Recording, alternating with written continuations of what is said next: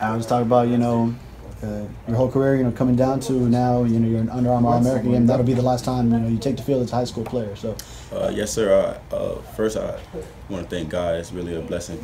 Over the past 4 years, it's really just been hard work, adversity, and just getting through everything we've been through with the help of our staffs, with the help of our parents, with the help of administrators. Everyone is just in the ride, and it's really a blessing to see where we're at now. How about just to have 4 guys from one team going to one game like that? That's really special, being able to not only play in a game of this stature, but to play with 4 of your teammates is really something you don't really see. It's a one last ride for us together. Mm-hmm. And what do you hope to do once that game comes around? Excuse me? What do you hope to do once that game comes around? Have a lot of fun, catch a lot of picks, have a lot of tackles. Just we all gonna have fun. It's not really about the stats. It's really about just going out there and just giving one last performance. Really like a have fun battle type of thing. You had the offer from this game from way back, right? You were like the second guy in this class. Yes, offered sir. to After Joey Gatewood.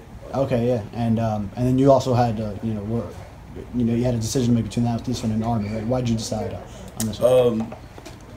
I mean, it was really just one, staying true to my commitment to the game. 2, it's really the advantage of it being in Orlando, which we stay in Florida, so most of my family can come up and just drive up and see me. And it's really tough if I would have went to the U.S. Army All-American game. It would have been tough for them to get to the game and had to buy a plane ticket instead of just loading up the car with some family members and driving them. It's the same thing. It's the same place and states, so it's really convenient. So it'd just be 1 week and then just wait a little bit and then go back up.